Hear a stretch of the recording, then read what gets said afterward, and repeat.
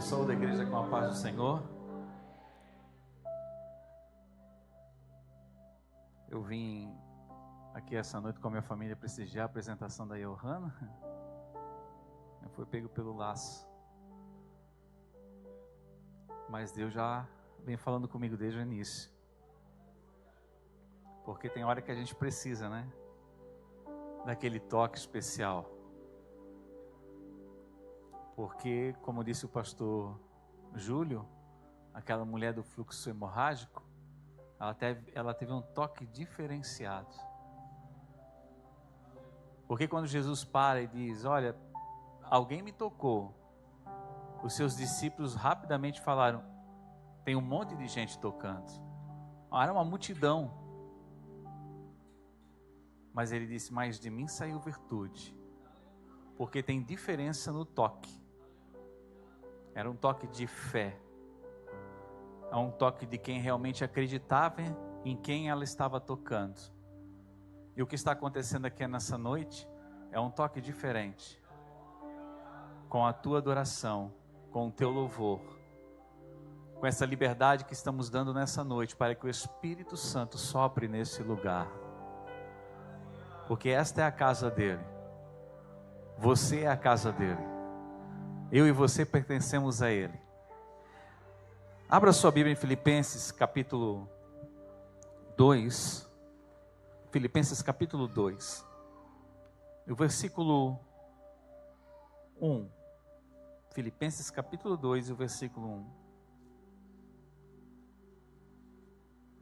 Nos diz: se há, pois, alguma exortação em Cristo, alguma consolação de amor, alguma comunhão do Espírito, se há entranhados afetos e misericórdias. Versículo 2. Completai a minha alegria, de modo que penseis a mesma coisa, tenhais o mesmo amor, sejais unidos de alma, tendo o mesmo sentimento. Amém? Poderia sentar?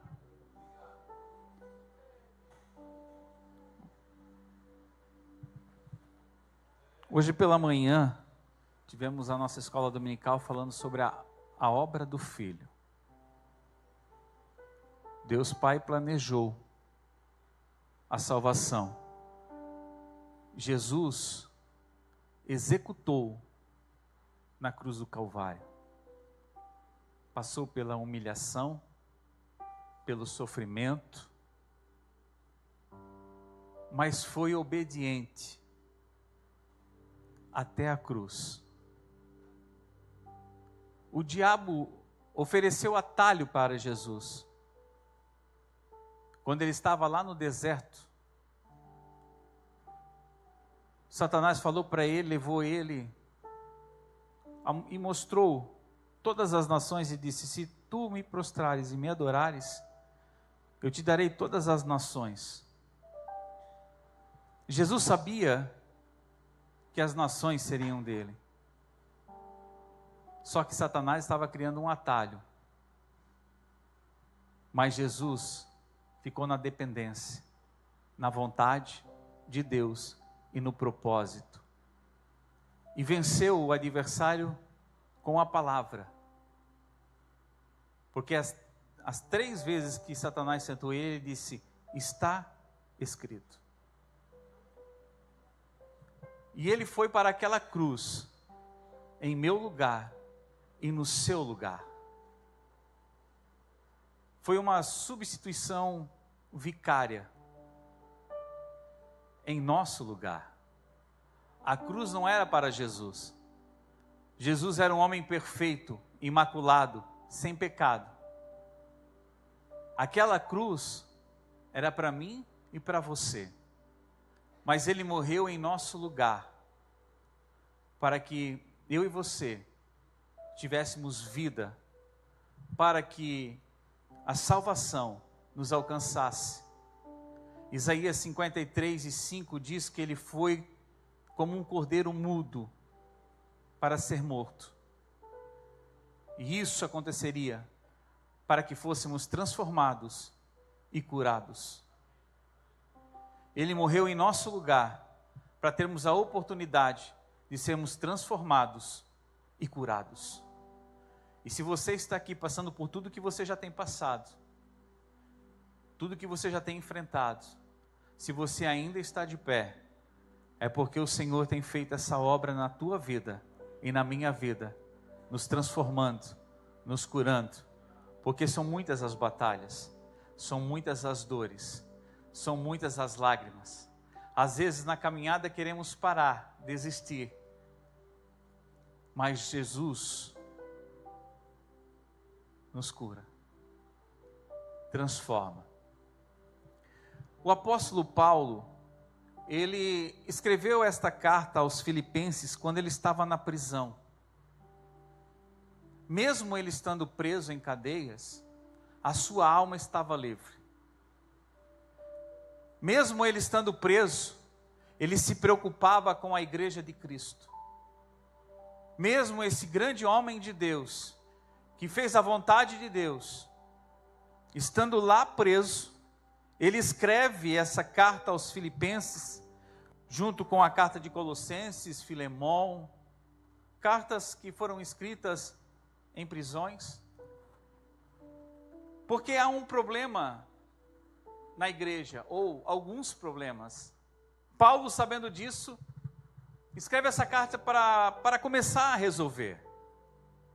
Existem irmãos que estão desanimados, por saberem que ele estava preso, esmoreceram na sua fé, porque souberam que o seu pastor, que o seu líder estava preso. Paulo escreve, dizendo para eles, que as cadeias, que estas prisões, estavam dentro de um propósito.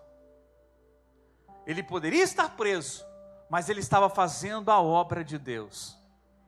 Poderia estar sendo guardado pela guarda pretoriana, mas até mesmo aqueles guardas estavam sendo evangelizados por aquele homem naquela prisão. Paulo nos mostra que nós não podemos perder tempo. Falar do evangelho, pregar o reino de Deus não depende de lugar e de circunstância. Você pode estar preso em cadeias, mas a tua alma está livre para adorar. Você pode ter vindo aqui essa noite e estar com dor no teu corpo, mas a tua alma está livre para adorar. E ele diz que, olha, mas tem alguns irmãos que estão sendo estimulados pelas minhas algemas. Tem irmãos que viram e ouviram a ousadia de Paulo, que não se abateu pela prisão e nem pelo abandono de muitos dos seus amigos, mas ele se manteve-se firme e de pé, porque Paulo entendeu que o autor e consumador da sua fé era Jesus Cristo. Porque homens vão nos decepcionar, pessoas vão nos decepcionar, mas Jesus nunca irá nos decepcionar. E ele disse: eu estou preso, mas vocês têm que ter ânimo, alegria. Paulo escreve para exortar essa igreja a ter um amor fraternal. Paulo escreve para essa igreja entender que tem que viver uma vida de humildade, de reconhecer que o outro não é melhor ou maior do que o outro. Ele trata sobre essa unidade. O capítulo que nós lemos, capítulo 2, o versículo 1, vai falar pelo menos de 4 colunas da unidade. A igreja em Filipe tinha problema de discórdia entre algumas irmãs. Problemas, como qualquer igreja tem problema. Porque a igreja é formada por homens limitados, falhos, com fraquezas. Não existe uma igreja perfeita. E se você encontrar uma igreja perfeita, não vá congregar lá, porque senão você vai estragar aquela igreja. Porque nós não somos perfeitos. Nós estamos sendo aperfeiçoados. E Paulo exorta esses irmãos. E a primeira coluna que ele escreve está ali, capítulo 2, versículo 1. Se há, pois, alguma exortação em Cristo. O que nos mantém na unidade é a exortação. Exortação significa motivação. Tem algumas traduções que vai estar escrito motivação. Exortação é estímulo. Exortação é o que está acontecendo nessa noite aqui, aonde palavras vêm para te encorajar a continuar em meio às lutas, os desertos, as guerras, as batalhas, como a irmã que trouxe a palavra aqui falando. Estímulo é olhar para você e liberar uma palavra dizendo: continue de pé, porque a tua vida tem valor. Você está de pé, porque Jesus está com você. Ele está com a tua família, Ele está no teu casamento, Ele está com os teus filhos, Ele está com esse ministério. Para se ter a unidade da igreja, tem que ter a exortação, e em Cristo Jesus. Como Barnabé, quando foi enviado à igreja de Antioquia, chega lá e vê que os irmãos estão vivendo o evangelho, e ele exorta, ele anima, para que eles continuem nessa caminhada. Paulo escreve e diz: exortação em Cristo. A segunda coluna da unidade, ele diz que haja alguma consolação de amor, que haja entre vós o consolo, que haja entre vós o conforto. Se alguém caiu, se alguém se machucou, se alguém está triste, conforte esse irmão em Cristo Jesus, em amor. Amor são atitudes, porque falar que ama é muito fácil. Você liberar essa palavra, dizer eu te amo, eu posso sair daqui dizendo para todo mundo eu te amo, mas amor são atitudes, não apenas palavras. É quando você chega para um irmão que está desesperado e você diz: ei, eu estou aqui do teu lado, posso não ter com o que te ajudar, talvez financeiramente, ou curar a tua doença, mas eu posso estar do teu lado, orando por você e com você. Paulo está dizendo para essa igreja: vocês têm que ter essa unidade, mas tem que viver esse consolo, e para ter unidade na igreja tem que ter o consolo entre nós. Aqui não é um ringue, aqui não é um lugar onde nós vamos brigar para quem é melhor ou é maior, ou quem fala melhor, ou quem prega melhor, ou quem canta melhor, ou quem ensina melhor, ou quem lidera melhor. Não, aqui é um lugar de consolo. É um lugar que é onde você vem para adorar, exaltar, enaltecer o nome de Deus, mas quem recebe somos nós. Às vezes chegamos de um dia, Jaime, cansados, às vezes machucado por uma palavra que alguém liberou, mas quando chegamos num ambiente como esse, abrimos a nossa boca para dizer que o Senhor é único, e nós começamos a adorar e abrir o nosso coração, e dar liberdade para o Espírito Santo trabalhar.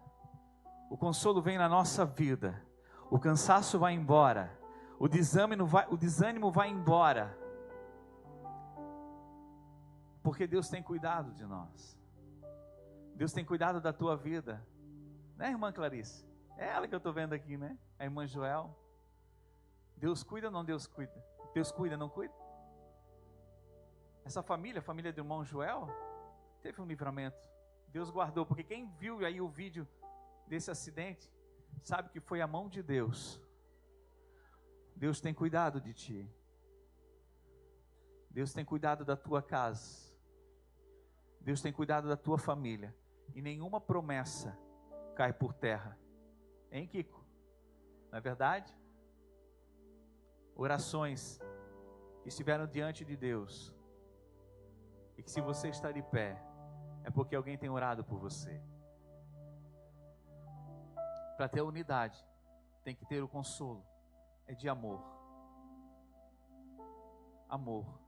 A terceira coluna, ele diz: alguma comunhão do Espírito.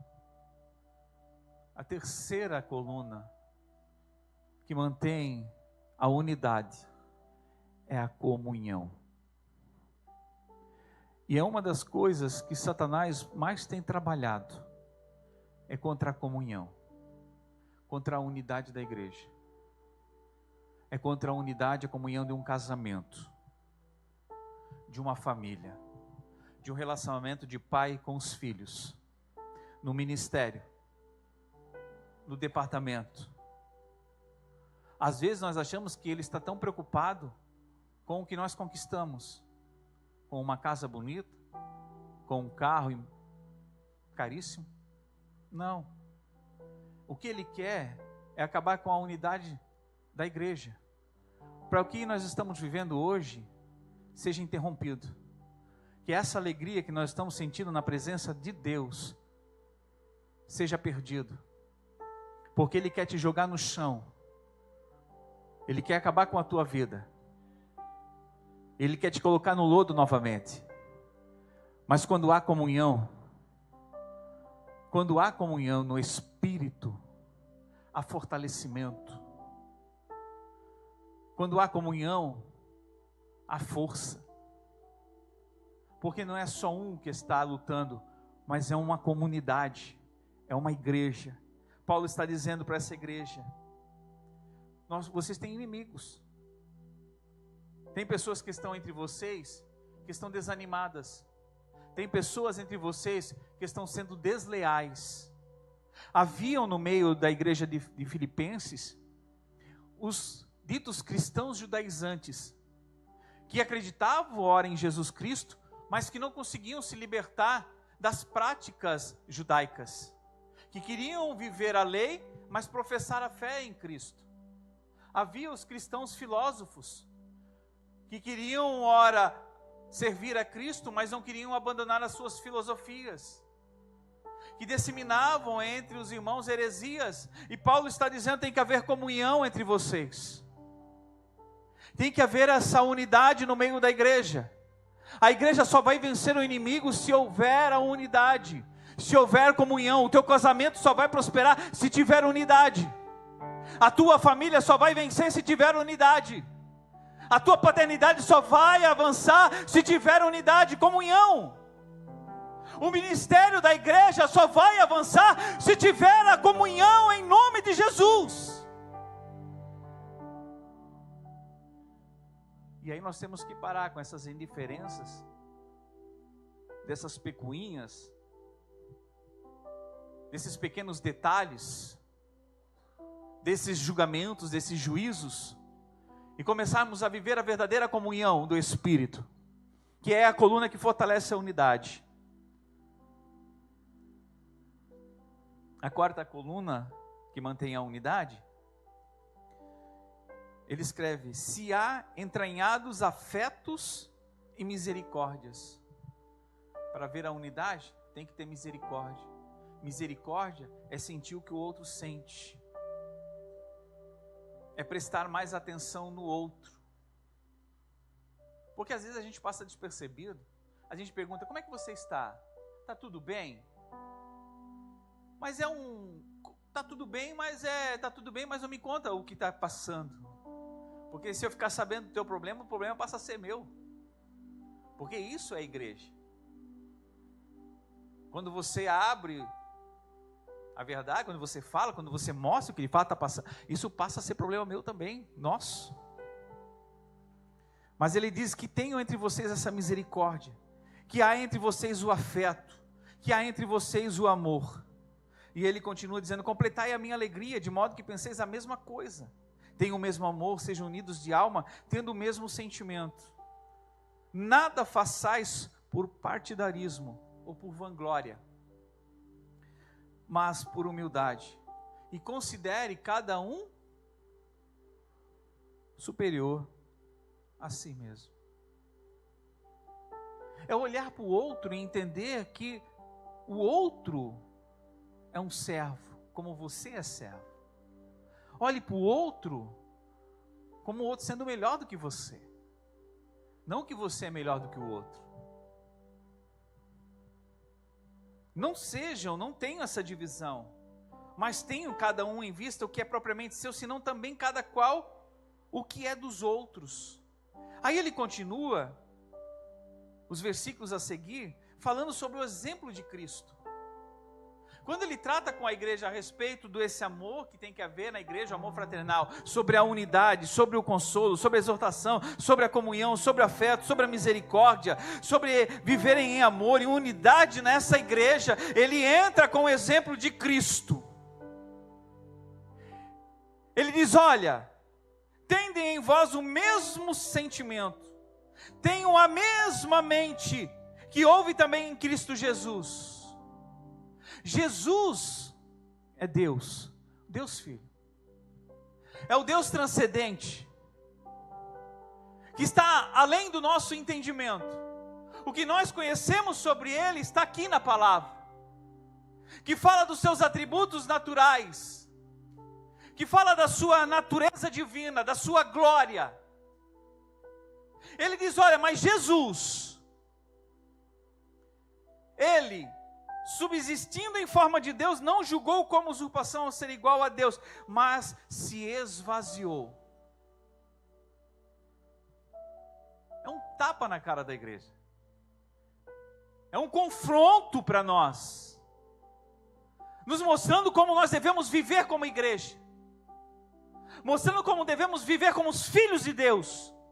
Ele diz: se Cristo, que é Deus, se esvaziou, Ele não perdeu a divindade, Ele se esvaziou, Ele se permitiu se neutralizar, se privar dos seus privilégios, dos seus atributos, da sua glória, da sua divindade, do seu trono, para vir a esta terra em forma humana. Como homem, Ele sentiu tudo o que nós sentimos. E Paulo diz: Ele é o nosso exemplo. Cristo é o exemplo da igreja. Cristo é o exemplo para a minha vida. E Ele diz que tenho em vós essa mesma mente. E o que nos falta é ter em nossa vida o caráter de Cristo. É ter a mente de Cristo. E ele ainda continua dizendo: a si mesmo se humilhou, tornando-se obediente até a morte e morte de cruz. Cristo se esvazia e torna-se um servo. Jesus vem a essa terra como um homem que sentiu fome, sede, que chorou, que se alegrou, que teve relacionamento com as pessoas, que não fez distinção de pessoas.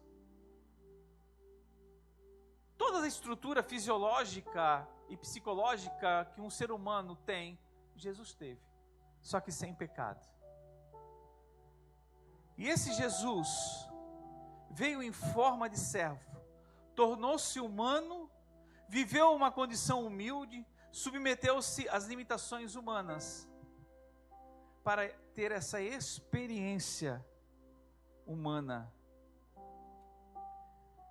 Veja o que Hebreus 2, 17 fala e 18. Por isso mesmo, convia que em todas as coisas se tornassem semelhantes aos irmãos, para ser misericordioso e fiel, sumo sacerdote nas coisas referentes a Deus, e para fazer propiciação pelos pecados do povo, pois naquilo que ele mesmo sofreu, tendo sido tentado, é poderoso para socorrer os que são tentados. Jesus veio como servo, experimentou tudo o que nós experimentamos, para então nos socorrer nos momentos que nós precisamos. E é isso que Paulo está dizendo para esta igreja. E esse Jesus se humilhou, foi submisso, ele se submeteu voluntariamente. Jesus se colocou nessa posição por mim e por você. Ele carregou uma cruz pesada, foi flagelado, carregou essa cruz com mais de 120 quilos, como alguns estudiosos alegam, com uma coroa de espinho cravado na sua cabeça, com o seu corpo cheio de cortes, ensanguentado, cansado. Mas como Isaías profetizou há 700 anos atrás, ele foi ao matadouro mudo, como um cordeiro mudo. Ele carregou aquela cruz sem reclamar, sem falar nada, sem murmurar, porque Ele estava olhando para mim, olhando para você, olhando para a tua casa, olhando para esta igreja, sabendo que Ele estava fazendo aquela obra para salvar a humanidade, para salvar você, para me salvar. E Paulo está dizendo, Jesus é o exemplo, porque Ele foi submisso, mas a igreja tem que estar unida, a igreja tem que estar unida, e para estar unida, tem que ter exortação, consolação, comunhão, afetos e misericórdia. Se coloque de pé.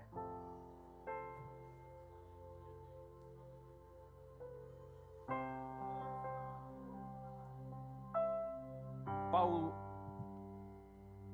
diz aos filipenses, para que eles mantenham a presença do Espírito Santo nas suas vidas. E nós também temos que manter essa presença em nossas vidas. Tenham essa mente, esse sentimento. Tenham nas vossas vidas a mente de Jesus.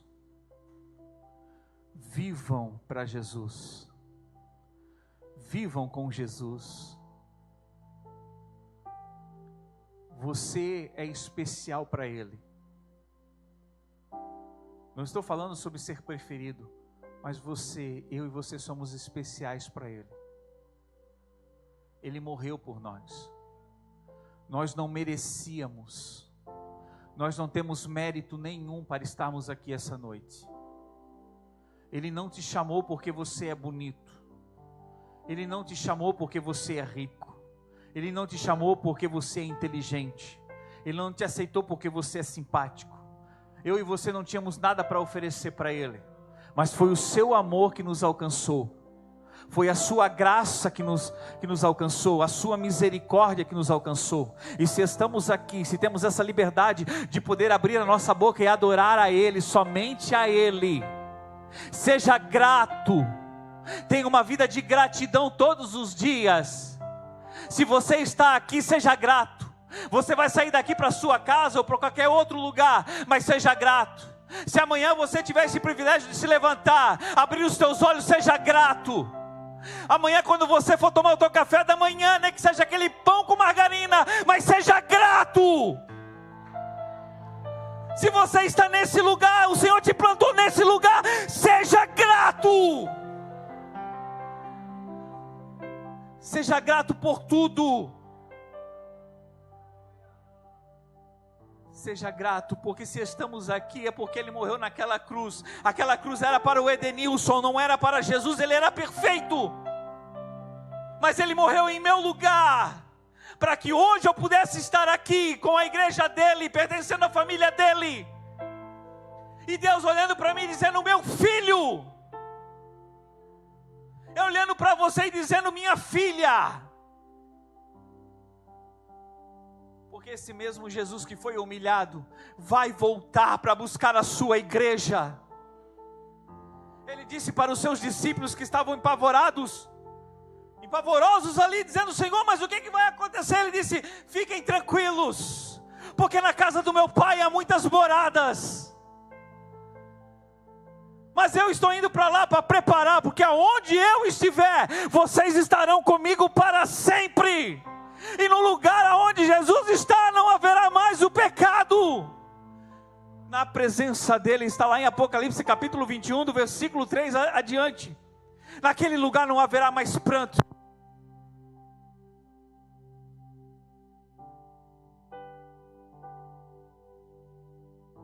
Naquele lugar não haverá mais sofrimento, porque Ele enxugará toda a lágrima. Aqui pode estar difícil, mas continua firme. Aqui então vai ter momento que vai dizer para você, para, você não para. Você pode até pensar que está derrubado, mas você não está acabado. Jesus ainda continua de pé na sua vida. Eu quero orar por você. Temos alguém aqui essa noite que quer sentir esse amor?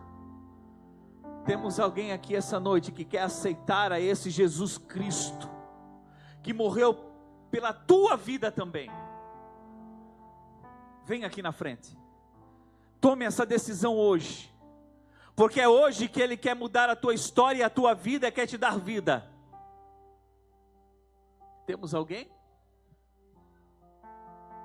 Você que precisa de uma oração, vem aqui na frente, rapidinho. Mais um minutinho aqui para orar.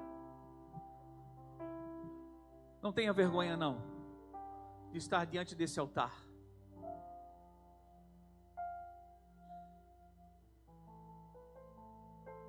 Venha. Talvez você está aí desanimado, desanimada. Talvez você tenha orado e não tenha visto nada acontecer. Talvez você está vivendo o silêncio de Deus na tua vida e você está perguntando para Ele: Senhor, por quê? E paira aquele silêncio. Mas Deus trabalha no silêncio. É no deserto que Deus mais trabalha. É nas lutas que Deus mais trabalha. Feche os teus olhos. Fale com Deus. Agradeça a Deus por sua vida. Faça a tua oração de gratidão pela família que você tem. Por tudo que você é. Até onde você chegou é por causa dele. Senhor meu Deus, a minha oração nessa noite, ela é uma oração de gratidão. Porque quando eu olho para a minha vida, por tudo que já passei, por tudo que já enfrentei, as minhas quedas, as minhas falhas, e eu vejo o quanto o Senhor é misericordioso, o quanto o Senhor tem me dado oportunidade, tem me abençoado, e eu tenho certeza que também é na vida do meu irmão e da minha irmã, que é na vida desta igreja. A nossa gratidão, Senhor, porque somos salvos, somos remidos, e se estamos de pé, porque o Senhor tem nos sustentado. Diante do altar estão os teus filhos e filhas, que tu conheces o coração deles. Tu sabes o que eles têm enfrentado, qual é o desejo do seu coração. E como igreja nós unimos as nossas orações, Senhor, com fé. Porque sabemos que o Senhor está em nosso meio. E que o Senhor tem ouvido as nossas orações. E que cada oração tem estado diante de Ti. Eu intercedo, Senhor, por esta irmã e por este irmão. Eu oro pela vida dos Teus filhos nessa noite, por essas famílias. Que eles possam sentir, Senhor, o vento sendo soprado. Esse bálsamo sendo derramado pelo Espírito Santo. Nesse coração, nessa vida, que às vezes tem levado um fardo e achado que tem sido tão pesado, mas o Senhor está conosco nessa caminhada. O Senhor tem liberado uma palavra sobre as nossas vidas, e essa noite não é diferente. Obrigado, Senhor. Obrigado por tudo, e eu te agradeço em nome de Jesus.